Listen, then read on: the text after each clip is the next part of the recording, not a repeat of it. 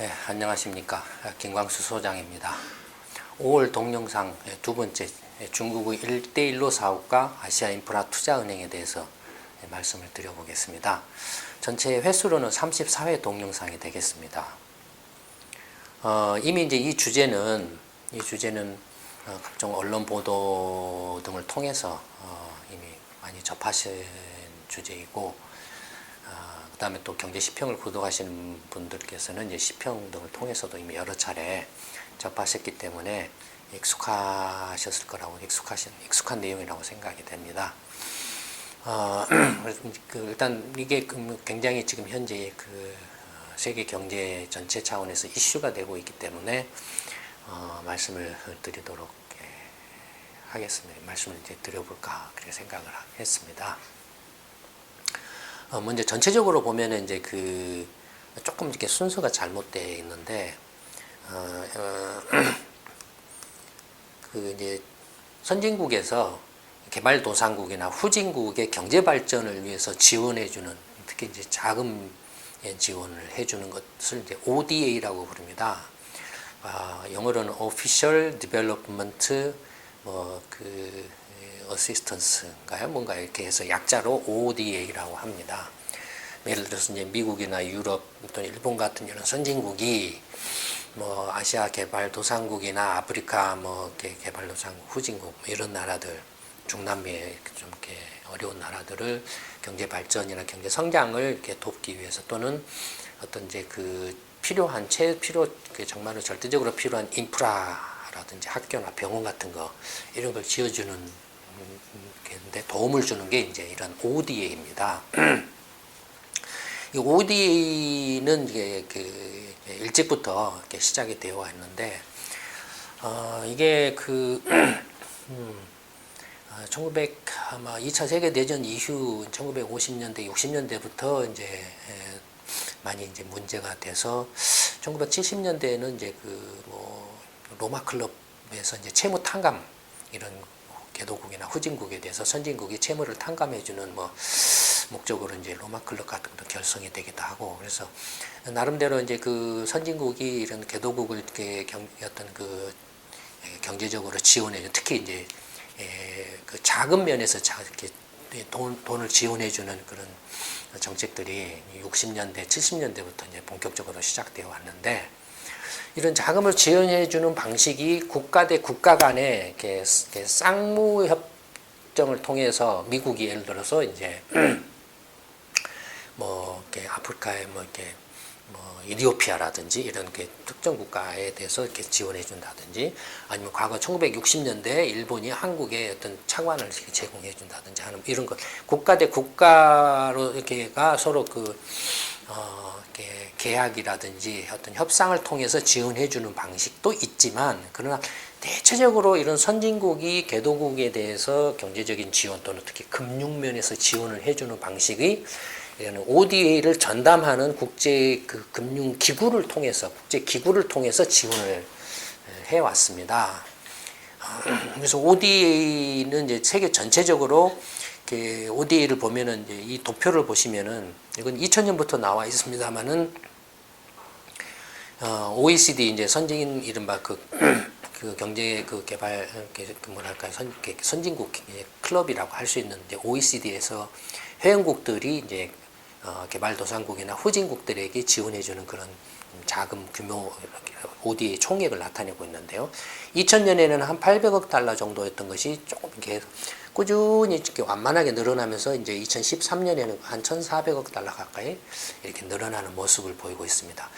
특히 이제 2004년, 5년 이렇게 쭉 늘어났다가 2004년, 5년부터는 정체를 하고 있죠. 정체를 하고 있는데, 어쨌든 간에 전체적으로 보면은 ODA 지원 자금이 이렇게 이제 전체적으로 보면 한 1,300억 달러, 1,400억 달러, 그러니까 1,300억 달러면은 한국 돈으로 한 얼마 되겠습니까? 한 얼마 되나요? 한 1,300억 달러면은 한국 돈으로 한 13조? 14조 되나요? 아니면 130조? 130조 정도, 130조, 150조 원 정도? 그 정도 되는 것 같네요. 1,300억 달러. 그러니까 세계 전체적으로 한 130조 원에서 150조 원 정도를 지금 현재 개발도상국이나 후진국에 여러 가지 이제 정말 절대적으로 필요한 인프라 건설이나 위생, 뭐 병원이나 학교나 뭐 이렇게 깨끗한 물이나 이런 걸 이렇게 만드는데 이렇게 지원을 해주고 있죠. 그러니까 그 지원하는 방식이 이런 이제 국제 기구를 통해서 하는데, 되게 이런 국제 기구는 또 그 어떤 어디하고 연결되어 있냐면은 유엔하고 연결이 되어 있습니다. 국제 연합하고 연결이 됩니다. 국제 연합에서 이제 먼저 이런 그 OD를 이렇게 체계적으로 세계 선진국이 공동으로 지원하는 형태를 이렇게 취하도록 이렇게 유엔이 주도를 하고, 그 이제 일환으로서 예를 들어서 월드뱅크, 세계은행 있죠. 이것도 이제 OD 기관이죠. 그 다음에 지금까지는 세계은행, 월드뱅크하고 이제 아시아 쪽은 아시아개발은행, ADB 이 두 개가 이제 가장 컸죠. 그 다음에 뭐 중남미 같으면 중남미 쪽에 이제 그 개발, 중남미 개발 기구라든지 이런 것들이 있고, 아프리카 개발 기구라든지 지역별로 이렇게 있습니다만은, 그래도 이게 ODA를 주도해온 가장 큰 국제 기구는 세계은행, 월드뱅크하고 아시아개발은행, ADB 이 두 가지였습니다. 근데 이 월드뱅크하고 아시아개발은행은, 월드뱅크는 미국이 주도를 했죠. 지금도 월드뱅크는 그 월드뱅크 총재는 전부 미국이 지명한 사람이 세계은행 총재가 되고 있죠. 그다음에 아시아개발은행은 이제 미국과 이제 미국의 이제 그 지원하에 일본이 주도를 해왔죠. 그래서 아시아개발은행은 총재는 역시 그 시작할 때부터 지금까지 계속 일본 정부가 지명한 일본 사람들이 계속 총재를 해오고 있죠. 아시아개발은행은 일본이 계속 주도를 해온 그런 모습을 취하고 있는데, 일본이 주도를 한 것은 뭐냐면은 아시아개발은행을 통해서 아시아 개도국들한테 지원해주는 이런 금융 자금의 상당 부분을 일본 정부가 이제 제공을 해주기 때문에 그렇다라는 겁니다. 이제 여기에 이제 중국이 이제 나선 거죠. 아시아 인프라 투자은행 AIIB라고 해서 이제 새로운 또 그 아시아의 어떤 개도국들의 인프라 구축과 관련된 투자에 그 적극적으로 이렇게 중국 주도하에서 그 ODA 자금을 지원을 하겠다라고 한 것이죠. 그러니까 아시아 인프라 투자 은행은 이런 ODA의 이제 그 일환인데, 그걸 주도하는 게 세계은행 같은 경우는 미국이고 아시아개발은행은 일본인데, 이제 중국이 주도하는 그런 ODA 기구를 하나 만들어서 하겠다라는 겁니다. 근데 이게 이제 그 ODA 내용을 조금 더 구체적으로 살펴보면, 이제 주요 국가별로 이렇게 ODA를 이렇게 지원해주는 그 내용을 보면, 되게 ODA는 대부분이 뭐냐면 차관 제공, 말하자면 이제 대출을 해주는 거, 돈을 빌려준 거죠. 장기 저리로 굉장히 낮은 금리로 해서 장기간 대출을 해주는 형태를 취합니다. 대부분의 경우가. 보시면은 이렇게 주요 국가별로 보시면은 2000년부터 2013년인데, 사실은 2000년에 보시면은 가장 그 ODA 그 지원 규모가 컸던 나라가 일본입니다. 미국은 일본보다 더 작았어요. 근데 사실은 2000년 이전에는 일본이 ODA 지원 금액이 가장 많았어요. 일본이.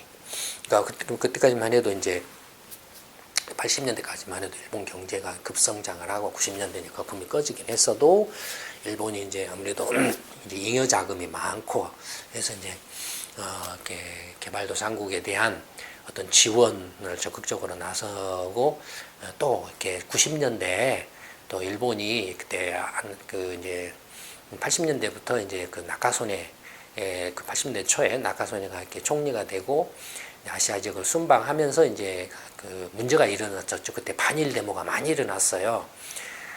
그 이제 과거 2차 세계대전 때 침략을 당한 아시아 각국들이 굉장히 그 일본에 대해서 이렇게 반일 감정들을 이렇게 표출을 했는데, 그걸 무마하기 위해서 이제 일본 정부가 적극적으로 ODA 아시아 개도국들에 대해서 차관 제공을 확대를 하겠다. 그래서 경제 성장을 촉진하는 데 기여를 하겠다라고 해서 이제 일본의 ODA 지원액이 이제 많이 늘어난 거죠. 그래서 일본이 많았습니다. 근데 이제 2000년 이후 들어와서는 미국이 이렇게 축 늘어가지고 가장 압도적으로 많고 일본은 그냥 거의 정체되는 모습을 보였죠. 미국이 많이 늘어난 건 뭐냐면은 2000년 이후에 요 무렵에 좀 시끄러웠어요. 미국이 괜히 이렇게 폰만 잡고 실제로는 별로 지원을 안 한다. 실제 주도하면서 이렇게 어떤 대장 노릇을 하면서 폰만 잡고 실제로는 돈을 안 내고 있다라는 그런 비난 여론들이 좀 있었어요. 그래서 이제 그 비난을 받아서 미국이 ODA를 좀 늘린 거죠. 그래서 이렇게 2000년 이후에 미국의 ODA가 그 전에는 130억 달러 정도 되던 것이 그 2배 이상으로 300억 달러 수준으로 축 늘어난 거죠.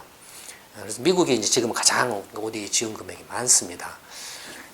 미국은 이제 뭐 특히 중남미 지역이라든지 그 다음에 이제 중남미 국가가 그때 이제 민주화 됐잖아요. 뭐 민주화라고 할까요? 하여튼 뭐랄까요? 이른바 친미 정권이 이렇게 계속 독재 정권이 이렇게 장기 집권을 해와서 부정부패가 만연하고 경제 성장도 굉장히 침체하고 경제 위기가 빈발을 했는데 이제 2000년 들어와서 이른바 이제 뭐 브라질이라든지 멕시코라든지 이렇게 이런 여러 또 그 베네수엘라라든지 이런 곳에서 좌파 정권들이 들어서고 민주화 개혁이 일어나고 그래서 이제 그 경제 정책을 이른바 이제 극소수 이제 부유층이나 어떤 그 미국 경제하고 이렇게 밀착되어 있는 그 재벌 대기업들 위주의 경제 정책에서 일반 그 서민 위주의 경제 정책 또는 주택 보급 정책이나 이런 걸로 정책 전환을 하면서 그런 자금 수요들이 또 많았죠. 미국도 그런 이제 시대의 변화 또는 그 지역의 어떤 정치적 역학관계 변화에 맞추어서 중남미 지역에 대한 그 좌파 정권에 대한 지원도 이렇게 불가피해졌죠. 민주주의가 일단 한 단계 더 이렇게 업그레이드 됐으니까 거기에 대해서 무시를 할 수는 없잖아요. 뭐 그런 부분들이 작용을 해서 미국의 ODA가 2000년 이후에 이렇게 늘어난 걸로 보여집니다. 또 한편으로는 이 무렵에 뭐 중국 관련한 뭐 지원도 조금 있었던 것 같고요. 어쨌든 미국이 이렇게 급증을 한 반면에 이제 다른 영국이나 독일이나 프랑스, 일본은 계속 정체를 보이고 다만 이제 영국이나 유럽 국가들은 약간 늘어나는 모습을 보였죠. 그러니까 되게 이제 한 7, 80억 달러에서 2000년도 초에는 7, 80억 달러에서 거의 이제 103, 40억 달러로 이렇게 독일이나 영국이나 프랑스는 이렇게 ODA가 늘어났죠. 늘어난 것이 이것도 이렇게 지역별로 특성이 있습니다. 주로 유럽 쪽의 ODA는 이제 아프리카 쪽이나 중동, 동유럽 쪽을 대상으로 해서 이렇게 늘어난 거고, 아까 미국 같은 경우는 말씀드린 것처럼 이제 주로 중남미라든지 전체 이제 세계은행을 통해서 이제 아프리카라든지 글로벌하게 한 거고, 일본은 주로 ODA가 이제 아시아 쪽, 아시아 개발은행을 중심 통해서 이렇게 아시아 쪽을 통해서 집중적으로. 한국의 ODA는 거의 없죠. 네, 한국의 ODA는 거의 없습니다. 그러니까 경제 규모로 치면은 세계 한 15위권에 들어가지만, ODA 기여도로 보면은 아주 미미한 상태에 있습니다. 근데 이제 그 ODA도 이렇게 주요 국가별로 이렇게 그 전체 금액으로 치면은 이렇게 나타나 있지만 그 나라의 경제 규모, 그러니까 말하자면 GDP를 기준으로 한 비율로 보면은 어떻게 되어 있냐면은 가장 그 금액 면에서는 가장 큰 미국의 경우에는 비율 면에서 보면은 이게 이제 미국인데 어떻습니까? 0.2% 정도입니다. 미국 전체 GDP의 0.2% 정도에 불과하죠. 그래도 그 금액으로는 가장 많다 이거예요. GDP, 그 나라 경제 규모에 비해서 ODA 지원이 가장 많은 나라는 영국이죠. 영국이고, 그 다음에 프랑스, 그 다음에 독일. 그러니까 유럽 국가들이 이제 자기 나라 경제 규모에 비해서 ODA 지원액이 상대적으로 0.4에서 0.6% 정도 높게 나타나고, 일본하고 미국은 0.2% 정도입니다. 일본하고 미국은. 한국은 이제 0.7% 뭐 이런 정도로 나타나고 있죠. 경제 규모로 치면은. 그러니까, 예를 들어서 이제 일본이나 미국이 유럽과 같은 수준으로 늘리면은 ODA 지원 그 금액 규모가 2배로 늘어나겠죠. 미국은 300억 달러가 600억 달러로 늘어날 거고, 일본은 200억 달러가 한 400억 달러로 늘어날 거고, 이렇게 늘어나겠죠. 예, 한국 같은 경우도 만약에 이제 0.4%까지 늘어난다라고 하면은 ODA 규모, 지원금 규모도 조금 더 훨씬 늘어나겠죠. 그럼 이제 그 중국이 이제 아까 말씀드렸던 것처럼 중국이 세계은행, 월드뱅크, 그 다음에 아시아 쪽에 일본이 이제 주도하는 아시아개발은행에 별도로 이제 아시아 인프라 투자 은행을 만들어서 이렇게 ODA 자금을 지원하겠다라고 한 배경을 보면은 이 말 나온 것은 2013년 10월에 그 에이펙 정상회담에서 시진핑 주석이 제안을 한 겁니다. 그러니까 그 얼마 안 됐어요. 이건 뭘 말하냐면은 2013년 10월이니까 거의 한 1년 반 전에 이렇게 제안을 한 것이죠. 이건 시진핑 정부가 집권 첫 해죠. 첫 해에 이런 제안을 했다라는 건 첫째는 중국 경제 규모가 급성장을 했다라는 겁니다. 세계 2위의 경제 대국이 됐습니다. 그러니까 2010년에 일본을 앞지르고 중국이 미국 다음으로 세계 두 번째 경제 규모를 이제 자랑하는 그런 나라가 됐죠. 그래서 경제 규모가 커졌다라는 것이 하나 있고, 그 다음에 경제 규모가 커지고 2011년부터 이제 그 중국이 정치, 군사, 외교적으로 좀 그 일본과 좀 갈등이 이제 시작됐죠. 뭡니까? 영토 분쟁이죠. 그러니까 다오이다이 또는 일본어로 센카쿠 열도 영토 분쟁이 2011년에 이제 표면화됐죠. 그러니까 동경 그 도지사가 그걸 이제 그 다오이다이 센카쿠 열도를 이제 매입을 해버린 거죠. 민간 소유 형태로 되어 있던 걸 매입을 해서 동경도의 시위지로 이렇게 바꿔버린 것들이 이제 계기가 돼가지고 이제 문제가 이게 커진 거죠. 그래서 이제 그런 식으로 중국하고 일본 간의 갈등이 커지면서 이제 또 그것이 이제 일본은 또 미국하고 안보 동맹을 맺어서 최근에도 이제 그 아베 총리가 일본에 가서 지금 그 중국을 견제하는 그런 듯한 그런 이제 미일 정상회담을 통해서 이렇게 발언도 하고 있지 않습니까? 그러니까 그런 이제 그 것들이 이제 조금 이렇게 표면화되고 중국이 경제적으로 커지고 정치적, 외교적, 군사적 갈등이 이제 좀 이렇게 아시아 이렇게 그 동남아시아 지역에서 아세안 등의 그 해상 경로를 관련해서 표면화되고 또 영토 분쟁이 일본뿐만 아니라 그때 필리핀이라든지 베트남이라든지 남사열도, 서사열도 뭐 이런 지역에서 갈등이 이렇게 표출되고 해서 이제 조금 이제 그 경제력을 배경으로 해서 정치, 외교, 군사적으로 중국이 이제 이런 그 좀 이렇게 앞으로 밀고 나오는 그런 모습들을 보였죠. 그 다음에 또 하나는 시진핑 정부가 출범하면서 이제 경제개혁을 단행을 했습니다. 경제개혁 중에 하나가 이제 시장화, 자유화, 뭐 이런 거죠. 그 다음에 국제화, 이런 것들이 이제 시진핑 정부의 경제개혁의 핵심 중에 핵심 사항들입니다. 그래서 위안화의 국제화도 하고, 그 다음에 이제 시장화해서 개방을 더욱더 확대하고, 그 다음에 이제 뭐 국제화를 통해서 중국의 어떤 그 국제적인 경제적 어떤 위상을 높이려고 하고 뭐 이런 것들이 이제 시진핑 정부가 추진하는 경제 개혁의 어떤 슬로건들이 핵심 이제 이슈들이 됐죠. 그러니까 그런 것들하고 또 맞물렸고 그 다음에 또 하나는 이제 경제 규모가 커지고 정치 외교 군사적으로 좀 갈등이 표면화되고 시진핑 정부의 경제 개혁에 이제 또 이제 그 이슈가 되고 맞물리고 또 하나는 중국이 2013년부터 경제 성장률이 이제 둔화되기 시작합니다. 성장률이 둔화돼서 뭔가 그 경제 개혁을 추진하려고 하다 보니까 내부적으로는 이제 정치적 갈등이 있고 부부정 부패 세력이나 뭐 이런 그 반대 세력들이 있지 않겠습니까?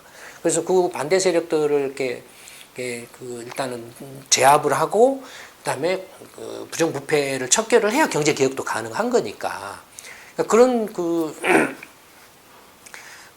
이게 작업을 하려고 하다 보니까는 당연히 이제 경제 성장률도 내부적으로 둔화가 되죠. 그 다음에 어쨌든 부동산 투기 거품이 이제 꺼지기 시작하고, 그 다음에 부동산 투기 거품이 꺼지니까 그와 맞물려서 뭐 지방정부 채무 문제라든지 또는 뭐 이렇게 그림자 금융이라든지 이런 이제 말하자면 이제 경제 어떤 성장의 발목을 잡거나 경제가 경착륙할 수 있는 위험들이 2013년에 들어오면서부터 확 커지죠. 그래서 이제 시진핑 정부 입장에서는 뭔가 이런 여러 가지 요인들을 이렇게 배경으로 해서 뭔가 조금 국내외적으로 어떤 이슈를 만들어낼 필요가, 돌파구를 찾을 만한 어떤 화두가 필요했다라고 볼 수 있다 이겁니다. 거기에 나온 게 이제 바로 이 아시아 인프라 투자은행 구상이죠. 2013년 10월 달에 이제 에이펙 정상회담에서 시진핑 주석이 이제 그 이야기를 합니다. 그리고 이제 그 이야기를 하고 처음에는 그 반응이 좀 약간 좀 이렇게 시원찮았어요. 2014년 10월 달에 베이징에서는 이제 21개국이 특히 아세안 국가를 중심으로 해서 이제 아시아 인프라 투자은행에 참여를 하겠다라고 이렇게 해서 이제 MOU가 체결이 됐었는데, 근데 그 전에는 아세안 국가를 중심으로 해서 이렇게 했지만 좀 반응이 약간 이렇게 시원찮았던 이유 중에 하나가, 물론 미국과 일본이 상당히 견제를 했죠. 견제를 하고 유럽이나 한국이나 뭐 이런 호주나 이제 그런 그 동맹국들이 또 이렇게 약간 이렇게 주저를 했었고요. 근데 한편으로는 그러면서도 문제 제기들이 끊임없이 나왔습니다. 이쪽 미국이나 일본뿐만 아니라 유럽이나 뭐 이렇게 동맹국 아시아국, 한국이나 유럽, 호주 다음에 중국 내부적으로도 그런 문제 제기가 나왔던 게 뭐냐면, 중국이 경제 규모가 이렇게 급성장을 했음에도 불구하고 여전히 지금 세계 2위 경제 대국으로 커졌음에도 불구하고, 물론 아직 시스템이나 어떤 개방도나 자유화 면에 있어서는 아직도 많이 해결해야 될 과제들이 많이 있지만, 그러나 이렇게 경제 규모가 커져서 국제 어떤 경제, 세계 경제 면에서의 어떤 역할이나 공헌도는 아직 그 경제 규모에 훨씬 못 미치는 낙후된 형태로 되어 있다는 겁니다. 그 낙후된 형태의 주 원인은 뭐냐면은 2차 세계대전 이후에 만들어진 미국 주도의 그 체제가 여전히 지금도 이렇게 계속 유지되고 있는데 기인한다라는 거죠. IMF도 미국이 거의 주도를 하고 있고, 그래서 미국이 그러니까 어떤 중요한 사안에 대해서 미국이 거부를 해버리면 다른 IMF 회원국들이 이렇게 합시다라고 해도 미국이 거부를 해버리면 할 수 없다며. 마치 유엔의 안전보장 이사회 상임이사국 뭐 이렇게 5개의 나라가 박들이 중에 하나라도 반대하면 못하듯이 그런 식으로 돼 있다는 거죠. 또 IMF 내에서 중국의 어떤 그 발언권, 이제 그 출자 비율, 지분율로 결정을 하는데, 중국 경제 규모 다 이렇게 지금 출자 비율은 어떻게 결정합니까? 그 나라의 GDP 규모에 비례해서 결정하거든요. 예컨대 유로화를 보면은 19개 나라죠 지금. 유럽 중앙은행의 출자 비율은 어떻게 결정합니까? 그 나라의 GDP 규모로 5년마다 한 번씩 갱신을 합니다. GDP 규모에 맞춰서. 그렇게 IMF나 세계은행이나 아시아개발은행도 당연히 그렇게 좀 바꿔야 된다 이거예요. 중국의 경제 규모가 커진 것에 부응해서 중국의 발언권이나 출자 비율을 높여줘야 된다 이거예요. 그렇게 출자 비율을 높여주면 어떻게 되겠습니까? IMF 같은 경우는 미국이 여전히 GDP 규모가 중국보다 크니까 가장 출자 비율이 많아서 미국이 주도를 하겠지만, 뭐 세계은행도 마찬가지로 그렇게 되겠죠. 미국이 여전히 이렇게 출자 비율, GDP 규모가 크기 때문에 세계은행에서의 미국의 주도권은 계속 유지가 되겠죠. 근데 아시아개발은행의 경우는 어떻게 되겠습니까? 당장 일본이 주도를 하고 있는데 일본보다도 중국의 그 경제 규모가 훨씬 크니까 당연히 이제 아시아개발은행 같은 경우는 중국이 주도를 하게 되겠죠. 그렇죠. 그런 상황이 벌어지겠죠. 중국 입장에서도 이게 불만이다 이거예요. 이 부당하다 이거예요. 이거 빨리 개선하자. 그다음에 세계 그 금융위기 2007년 8년에 글로벌 금융위기가 일어나고 그 후에 여러 가지 IMF 개혁이나 세계은행 개혁이나 아시아개발은행 개혁에 대한 이야기가 나왔는데 이게 말만 나오고 지금 이렇게 실제로 이렇게 지지부진한다 이거예요. 개혁의 핵심은 바로 그런 출자 비율의 조정. 있다 이거예요. 지분율의 조정, 그래서 발언권의 조정에 있다 이거예요. 그런 게 안 되니까 미국이나 일본 입장에서 그걸 놔주려고 하겠냐 이겁니다. 안 하죠. 그러니까 중국이 아까 말씀드린 여러 가지 배경 플러스 이런 이제 그 어떤 국제 세계 경제에서의 중국의 위상의 변화에 상응하는 발언권을 부여받지 못하니까 당연히 욱할 수밖에 없겠죠. 욱해서 나온 게 바로 아시아 인프라 투자은행. 니들이 안 해? 그럼 우리가 하겠다라고 한 거죠. 제일 처음에 이렇게 딱 했을 때 나왔던 게 이제 러시아라든지 이런 게 이른바 이제 미국하고 다소간의 거리를 두거나 어떤 이렇게 대립 관계에 있는 그런 나라들이 이렇게 호응을 했고 이제 주로 이제 아세안 국가들이 많이 초창기에는 참여를 했는데 결과적으로는 어떻게 되고 있습니까? 지금 이제 올 4월 15일 현재 중국 정부가 발표한 걸 보면은 전체 57개국이 이제 아시아 인프라 투자은행에 참여를 하겠다라고 이렇게 공식적으로 밝혔다라는 거죠. 아시아 그 중에서 이제 아태 지역의 경우에는 아시아 인프라 투자은행이니까 아시아가 중심이죠. 아시아가 중심인데 중국 등 34개국이 이제 참여는 거의 아시아 국가 거의 대부분이 지금 참여를 한 거고 기타 지역으로 근데 영국이나 프랑스나 독일이나 유럽에 있는 나라들 호주는 이제 오세아니아 지역이니까 아태 지역에 들어가죠.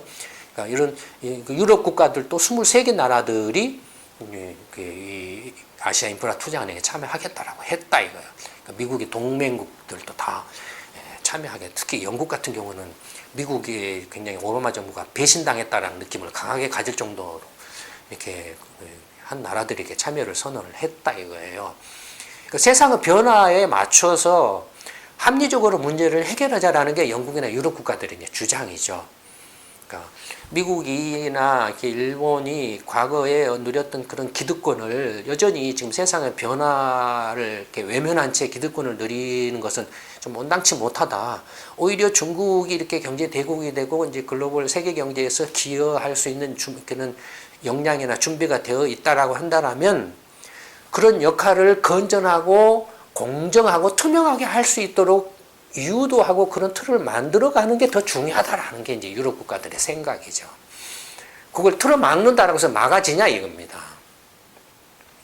미국이나 일본이 자기 기득권만을 이렇게 지킨다라는 것은 이렇게 이해는 할 수는 있지만 그거는 좀 이렇게 동의하기 힘들다라는 거예요. 세상의 변화에 비춰봤을 때 중국이 또 이렇게 어쨌든 어떤 정치적이나 군사적이나 외교적으로 뭔가 나름대로의 어떤 패권 국가로서 뭔가 주장을 하려고 하는 면도 있겠지만 그건 어쩔 수 없다 이거예요. 미국도 그렇고 유럽도 그렇고 러시아도 그렇고 그런 패권 국가의 성향을 이미 예전부터 쭉 보여왔고 자기들 그런 행위를 해왔다 이거예요. 중국이 이렇게 강대국으로 이제 부상을 했기 때문에 그런 행동을 이렇게 하는 걸 막을 수는 없는데 그런 걸 막을 수는 없다고 할지라도 그거 하나라도 더 공정하고 투명하고 온당하고 합리적인 방향으로 국제사회의 어떤 그 의견이나 국제사회와 함께 할 수 있는 형태로 유도하고 그런 틀을 만들어가는 게 더 중요하다라는 거죠. 그러니까 그런 차원에서 이제 지금 유럽 국가들이 아시아 인프라 투자은행에 대거 참여를 해버린 겁니다. 그러다 보니까는 미국하고 일본만이 결과적으로 지금 왕따 당해버린 상황이 벌어졌죠. 완전히 실패한 거죠. 근데 어쨌든 간에 이제 아시아 인프라 투자은행은 중국이 주도를 하고 또 중국이 가장 이제 이제 미국하고 일본이 참여를 안 하고 있기 때문에 그 나라의 경제력 규모에 상응해서 출자 비율을 결정하는 게 보통이니까 그런 기준으로 치면 중국이 지금 압도적으로 경제 규모가 커요. 독일이라고 해봐야 GDP 규모로 3조 달러인데 중국은 지금 10조 달러를 넘고 있기 때문에 다른 나라 다 합쳐봐야 근데 10조 달러라고 한다면 중국이 한 나라가 그냥 전체 그 아시아 인프라 투자은행의 절반 정도의 지분을 차지하죠. 그러니까 모르긴 몰라도 그 GDP 규모로 정하게 되면 중국이 아시아 인프라 투자은행의 전체 지분의 최소한 30% 40% 이상 지분을 갖게 될 겁니다. 주도를 할 수밖에 없어요. 미국이나 일본이라도 일본이 이렇게 참여를 해서라도 그걸 좀 완화시키는 쪽으로 가는 게 더 현명하다라고 보여지는데 어쨌든 좀 더 이제 앞으로 중국은 여전히 이제 미국이나 일본에 대해서 문을 열어놨다 참여해라라고 이렇게 하고 있는데 어쨌든 그건 두고 봐야 되죠. 근데 어쨌든 그 중국이 이제 아시아인프라투자은행을 이렇게 주도를 해서 하기 때문에 출자 비율은 중국이 당연히 압도적으로 많을 거고, 따라서 이제 그 아시아인프라투자은행의 본부는 베이징에 설치하는 걸로 이렇게 되어 있고, 그 아시아투자인프라은행의 총재는 당연히 또 중국인들이 계속 이제 임명되겠죠. 중국 정부가 임명한 중국 사람이 이제 총재를 하겠죠. 예. 이제 예를 들어서 이제 아시아인프라투자은행이 이제 그 경합하는 게 누구하고 경합을 하냐면은 이제 일본이 주도하는 아시아개발은행하고 경합을 하게 된다. 경쟁을 하게 된다 이거예요. 아시아개발은행은 그럼 어떠냐라는. 아시아 그 개발은행을 보면은 아시아개발은행은 1963년에 이제 유엔에서 이제 아시아 지역 경제 성장 발전을 위해서 뭔가 그 지원이 필요하다라는 이제 그 논의가 일어나 가지고 1966년에 아시아개발은행 설립이 됐죠. 1960년에 이제 필리핀 마닐라에 이제 본부를 개설을 합니다. 31개국이 참가해서 만들어졌는데, 그 초창기부터 이제 일본이 주도를 해야죠. 벌써 이제 1960년대만 해도 벌써 일본이 세계 2위 경제 대국이 돼버린 때죠. 이제 2차 세계 대전의 패전에서 전부 부서졌는데 복구를 다 완료하고 벌써 1964년에 뭘 합니까? 동경올림픽을 개최를 할 정도로 이미 세계 2위, 미국 다음으로 2위 경제 대국이 돼버리죠. 그래서 이제 그 일본이 이제 그 아시아개발은행을 이제 주도를 한다. 돈을 빌려줄 수 있는 여력을 가진 나라가 일본 정도뿐이다. 이거 아시아 지역에서 다른 나라는 다 이제 후진국의 개도국 상태고. 그 당시에는 일본 정부가 임명한 사람이 계속 아시아개발은행의 총재를 지금까지도 해오고 있죠. 현재는 이제 아시아개발은행에 참여한 국가가 67개국입니다. 앞에 그 아시아인프라투자은행은 지금 출범할 때부터 벌써 57개국에 달하고 있는데, 아시아개발은행은 지금 출범한 지 벌써 한 몇 년이죠? 50년 지금 50년 넘었나요? 한 60년 가까이 된가요? 이렇게 돼 있는데 67개국입니다. 아시아 국가가 한 48개국, 기타 국가 19개국이죠. 아시아개발은행이 이제 그 1966년 설립된 이후에 2013년까지 지금 그 계속 ODA를 지원해 온 규모가 총 1,550억 달러 정도에 달합니다. 금액으로는 1,550억 달러니까 한 150조 원 정도, 160조 원 정도, 이 정도 되겠죠. 근데 얼마 안 될 것처럼 보이지만 예전에 1960년대, 70년대는 뭐 1억 달러라고 하면 어마어마한 큰 돈이죠. 화폐 가치가 계속 떨어졌으니까. 그런 걸로 생각하면 단순히 명목상의 금액만으로는 금액이 작다 크다라고 좀 보기는 힘들죠. 어쨌든 1,550억 달러를 지원했고 2013년 한 해에 지원한 그 금액은 한 200억 달러 정도를 지원을 했습니다. 그다음에 이제 그 2009년에 이제 금융위기 직후에 이제 그 자본금이 아시아개발은행 자본금액이 550억 달러였습니다. 550억 달러였는데 금융위기 직후에 이걸 좀 늘리자고 한 때도 그 배경 중에 하나가 뭐였냐면은 중국의 역할을 고려를 해서 좀 늘리자라는 거였어요. 중국도 좀 이제 아시아개발은행에 좀 지분을 높여져 가지고 중국이 좀 이렇게 좀 더 주도적으로 이렇게 역할을 할 수 있도록 그런 취지로 이제 이야기가 나와서 뭐 다른 것도 있습니다만은 그 금융 위기로 인해서 이제 그 자본금이 너무 적다. 지원을 해줬는데 그게 부실화돼 버린다든지 회수가 안 된다든지 또는 아시아 개발 개도국들이 금융위기로 충격을 받아가지고 더 많은 지원을 해줘야 되는데 자본금이 너무 적다라는 거죠. 대출해줄 만한 돈이. 그래서 그걸 이제 1,650억 달러로 증액을 하기로 합의를 했습니다. 2009년에. 합의를 했는데 지금까지 증액을 못하고 있어요. 못한 이유가 뭐냐면은 미국 의회가 승인을 안 해줘요. 미국 의회가 지금 공화당이 이제 다수당이 돼가지고 승인을 안 해줘가지고 집행을 못하고 있습니다. 그래서 지금도 여전히 이제 뭐 550억 달러 정도 돈이 돌고 있죠. 근데 이제 출자 비율은 일본이 15.65, 미국이 15.65, 근데 그에 비해서 중국이 6.46%밖에 안 되죠. 그러니까 자본금을 증액을 하면 중국의 비율이 이제 훅 높아지겠죠. 인도가 6.35, 호주 5.8, 한국이 5.05 이런 정도로 되어 있습니다. 그러니까 사실은 이거는 아시아개발은행이나 세계은행이나 기타 IMF 등에서 중국의 어떤 경제 규모에 그 상응하는 어떤 그 발언권이나 어떤 출자 비율을 높여 주었더라면 중국이 아시아 인프라 투자 은행을 하겠다라고 나서지 않았을 수도 있죠. 근데 어쨌든 결과적으로는 그렇게 돼버렸어요. 그렇게 돼버렸습니다. 그래서 지금은 이제 어떻게 됐냐면, 그러면 이제 이런 아시아 개발 은행하고 일본과 미국 지원하에서 일본이 주도하는 아시아 개발 은행하고 아시아 인프라 투자 은행이 경쟁적으로 이제 아시아 개도국을 중심으로 해서 이제 ODA 지원을 하게 된다 이거예요. 근데 그 지원을 하는데 중국이 전략적으로 내세운 게 뭐냐면은 이제 뒤에 나오는 1대1로 사업을 발표를 했습니다. 1대1로 사업을 중국이 발표를 했는데 뭐냐면은 해상과 육상으로 이렇게 해서 중국과 유럽을 연결하는 신실크로드 사업을 벌이겠다라는 겁니다.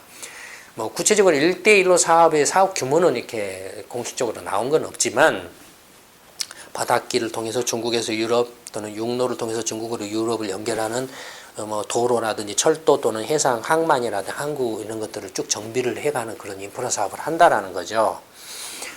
근데 그 대체적으로 중국의 이제 금융기관들이나 일부 전문기관들이 추정한 바로는 1조 위안이 넘을 거라고 이렇게 추산을 하고 있습니다. 1조 위안이면은 지금 달러당 6위안이 넘고 있으니까, 그 1조 위안이면 대강 한 1,700억, 1,800억 달러, 뭐 1,700억 달러 이 정도 되죠.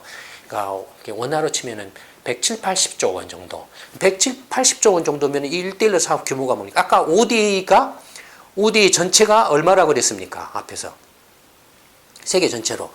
1,300~1,400억 달러 정도 된다라고 했죠. 근데 1대1로 사업의 지금 예상 규모가 1,700억 달러니까 ODA 사업 전체, 세계 전체 그 선진국 전체 ODA 사업 규모보다도 더 크죠. 지금 1대1로 사업이.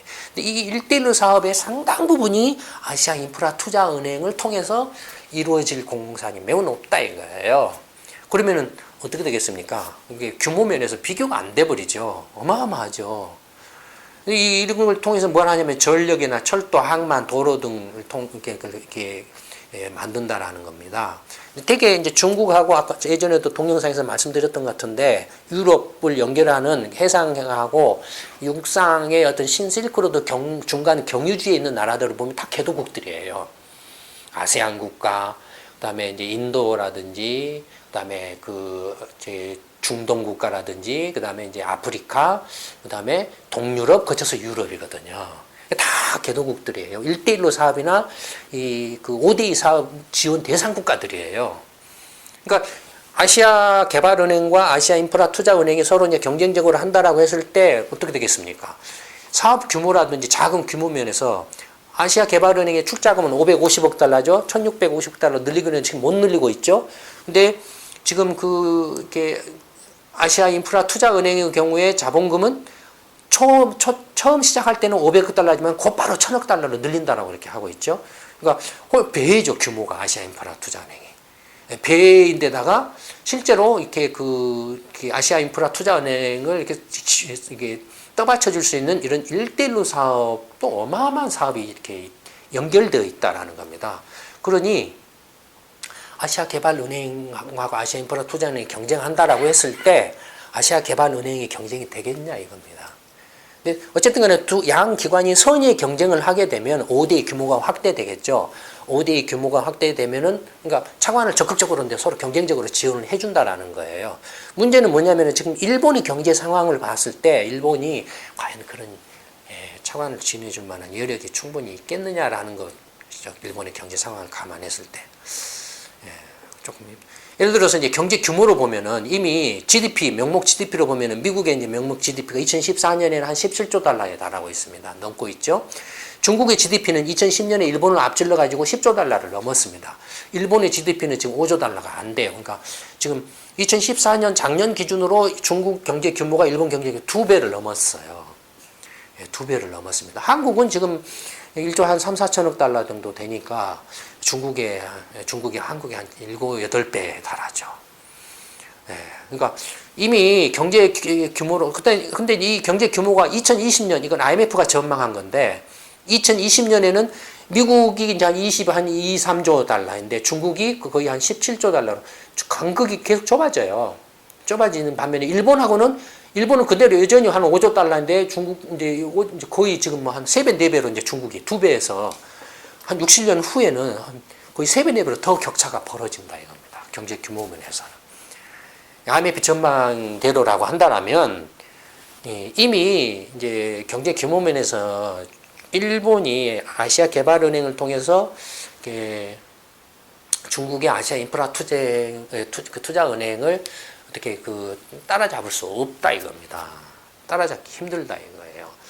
그다음에 수출입 면에서 보면은 미국의 이제 상품 이건 수출하고 수입을 합쳐는 상품 교역 규모를 나타내는데 이미 중국이 미국을 2011년, 12년에 앞질러 버렸어요. 그래서 지금은 상품 수출입 규모 면에서 중국이 세계 최대입니다. 되게 아시아 인프라 투자 아까 1대1로 사업 있지 않습니까? 해상과 육상을 따라서 그런 항만이라 도로, 철도를 놓는다라고 할 때 이건 놓는 이유가 뭐겠습니까? 교역 증대죠. 수출입 물량을 이렇게 늘리는 그런 교역 증대 또는 관광 서비스 뭐 이런 것들이죠. 당연히 이제 그런 새로운 경로들이 이렇게 하면 물류 비용이나 이렇게 운임이나 이런 것들이 훨씬 더 줄어들고 또 시간도 단축될 거니까 교역이 더욱더 활성화되겠죠. 일본의 교역량은 얼마입니까? 지금 규모로 보면 1조 지금 한 5천억 달러? 예, 중국의 교역 규모가 수출입을 한국은 1조 한 1, 2천억 달러, 1천억 달러 되고 일본이 1조 5천억 달러인데 중국이 지금 수출입 규모는 4조 한 3천억 달러 정도 되니까 벌써 교역 규모로 쳐도 중국이 일본의 한 서너 배에 달하죠. 그러니까 경쟁할 수 없다 이겁니다. 이런 걸로 봐도. 그러니까 이렇게 일본이 이렇게 아시아 개발은행을 통해서 뭔가 정치적으로나 군사 외교적으로 뭔가 진영 이렇게 미소 냉전 시절에 그런 어떤 진영 논리로서 중국에 대항하기는 조금 힘들지 않을까라고 생각이 됩니다. 물론 이제 정치적, 군사적, 외교적 어떤 역학 관계는 또 다소 좀 다른 이야기들이 있겠죠. 다른 이야기들이 있지만 그러나 그 정치, 군사, 외교적 역학 관계도 기본적으로는 이 경제력과 경제 관계, 경제 흐름하고 그 경제 흐름을 무시하고서는 성립할 수 없습니다. 절대적으로 영향을 받습니다. 그러니까 이 경제 역학 관계를 이해하지 못하면 정치, 군사, 외교적인 그런 문제도 올바로 이해하기 힘들다라는 거죠. 어쨌든 지금 중국의 아시아 인프라 투자은행과 1대1로 사업의 이 관계를 통해서 이쪽 아시아 지역에 있어서의 어떤 정치 경제적 역학 관계의 변화 또는 세계 경제에 있어서의 정치 경제, 세계 전체적으로 봤을 때 정치 경제의 역학 관계의 변화 이런 것들이 지금 이제 상당히 어떤 일대의 전환기적인 시점을 맞이하고 있는 게 아닌가 이렇게 보여집니다. 여기에 어떻게 한국 입장에서 전략적이고 현명하게 잘 대처할 수 있을 것인가 굉장히 이제 중요한 시점이라고 생각이 됩니다. 여기에 대해서 지금 현재 정치 한국의 어떤 정치권 새누리당이나 새정년이나 지금의 정치 20세기형의 낡은 정치 구도로서는 이런 문제에 현명하게 대처할 수 없다라고 이렇게 생각이 됩니다. 빨리 정치 개혁이 필요한 이유도 바로 여기에 있다라고 생각이 됩니다. 두 번째 동영상 이걸로 마치도록 하겠습니다. 감사합니다.